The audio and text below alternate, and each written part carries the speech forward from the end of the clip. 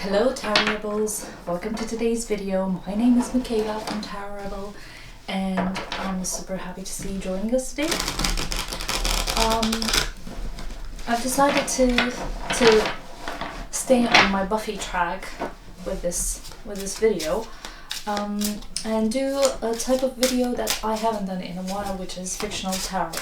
And I'm gonna do a reading for Buffy, Angel and Spike to see which one's the best choice for Buffy. But if you wonder why I'm so hooked on Buffy right now, let me take a sip of my tea. It's because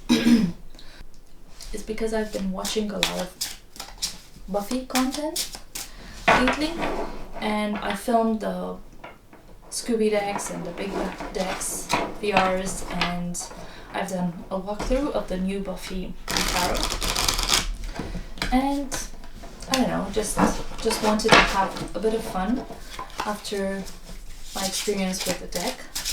So today I'm just gonna read for Buffy, Angel and Spike.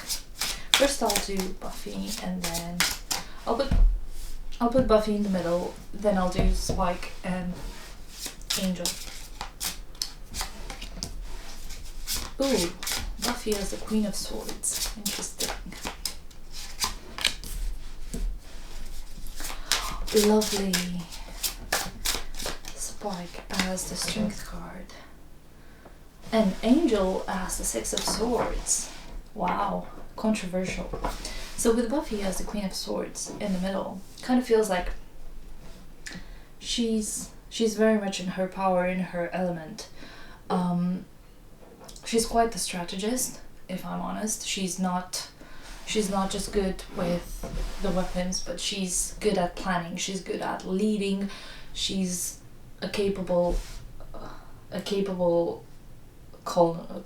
army leader, if you like.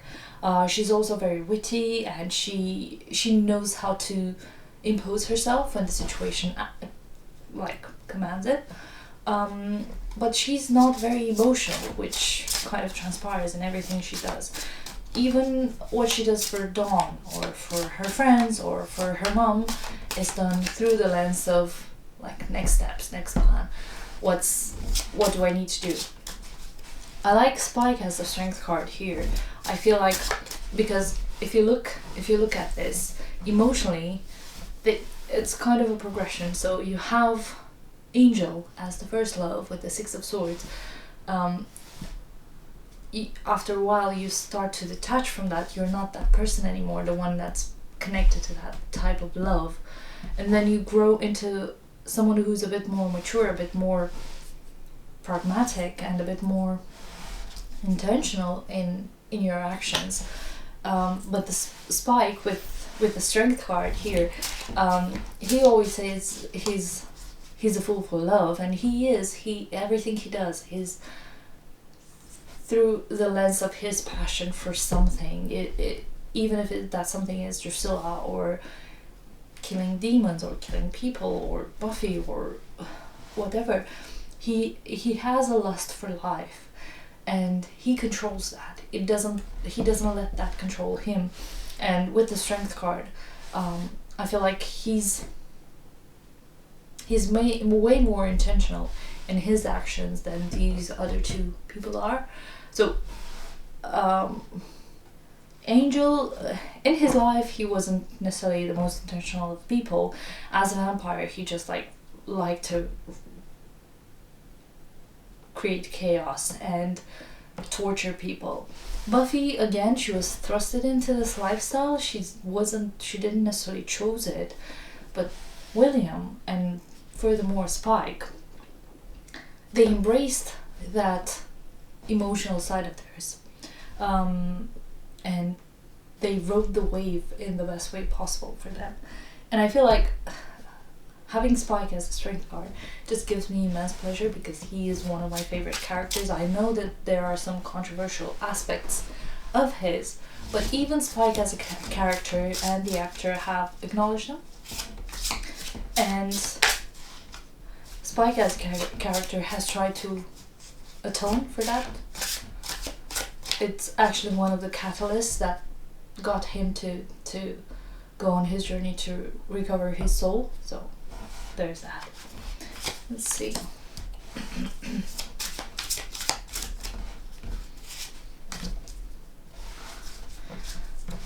So Buffy and Angel, they share the Ace of Cups, because while Angel had relationships in the past, they were quite obsessive in nature and they weren't pure at all. And obviously him being Buffy's first love, it was very pure and very honest for her as well. It was kind of a first for both of them.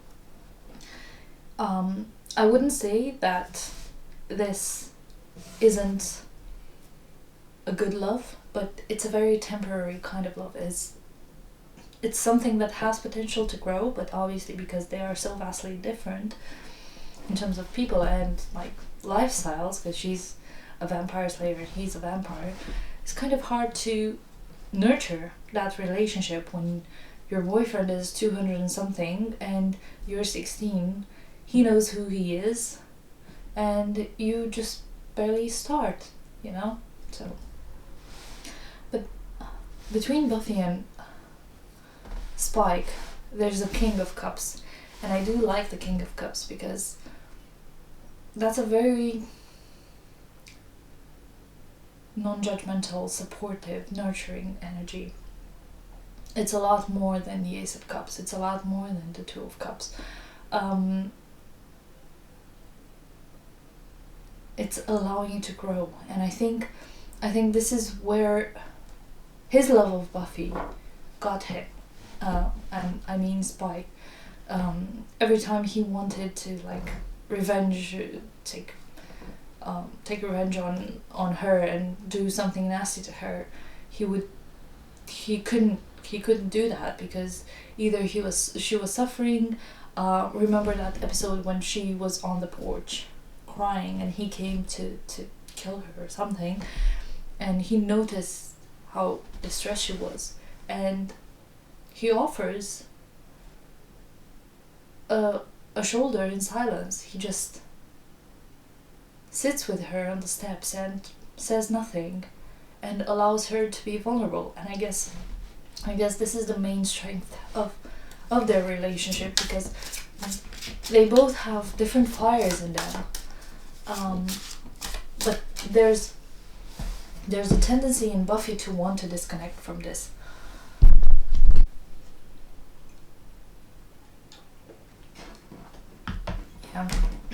Sorry, I had to take a sip of my tea. Let's see.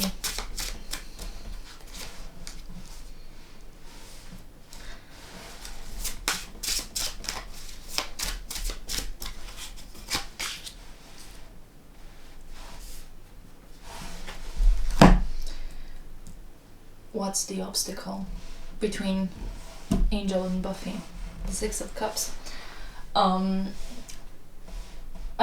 cannot help but think of that conversation that Buffy and Willow had about children, that obviously Angel and Buffy could never have children. And I think for the most part, Buffy would have wanted children with someone like Angel. Obviously that's not possible. But then Angel had children with Darla after she was resurrected by the powers that be in Angel, in the spin-off series. So I guess I could interpret this as in two ways. Either Buffy wants children with Angel, or Buffy and Angel have a relationship that's doomed to stay in the past, that's idealized beyond any recognition, and it doesn't have the foundation it needs to be lived in the present. The problem with Spike is that she sees him as a very good ally. He, like, in terms of work, they do work perfectly together. And I feel like she appreciates more that side of his.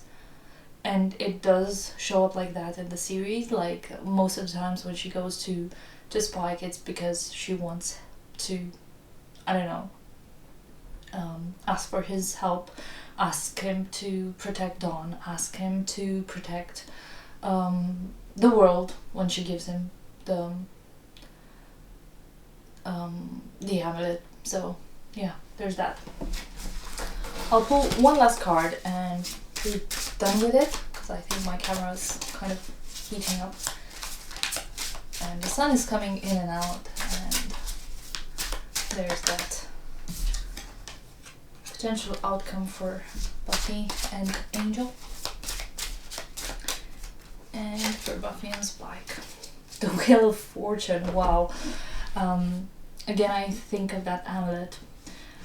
It's funny because apart from the swords that represent Angel, their relationship is all about the emotional side of things. You have the Ace of Cups, the Six of Cups, the Four of Cups. Whereas for Buffy and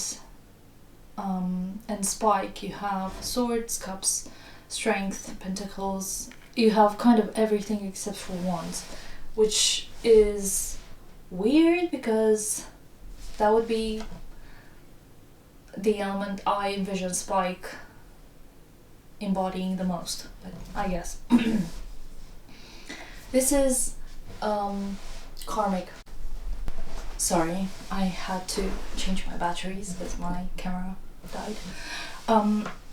As I was saying, this is a karmic relationship between Buffy and Spike, and with the Wheel of Fortune here, kind of seems fated. And I know there are lots of fans who do appreciate this pairing more than the Buffy and Angel one. So you have Spuffy and Bangle, which are silly names in my book, but yeah, whatever. It does feel like if this was a real relationship, this would be a bit more long lasting, but there's a destiny element attached to it, and it feels like both of them should make themselves a bit more available, a bit more vulnerable to be able to make this relationship blossom in a way. Yeah. Side note, I prefer Buffy and Spike because I feel like Buffy and Angel, obviously they were a childhood, teenage love kind of situation, and I do not knock that out. It's just something that cannot possibly last long term. Whereas Buffy and Spike, I think they have a bit more of a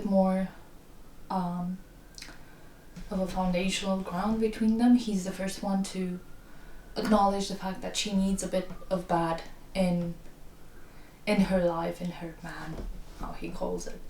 Yeah, so this is my reading. I used the New Century Tarot for this reading, which is one of my favorite decks. And yeah, if you enjoy this reading, leave a like, share, subscribe, comment, you know the drill. If not, that's also perfectly fine. If you have any thoughts on this reading, I know it's been all over the place, it's my voice that's kind of creaking and deciding to give up on me. I would love to hear your thoughts, and in the meantime, have a nice day. Bye.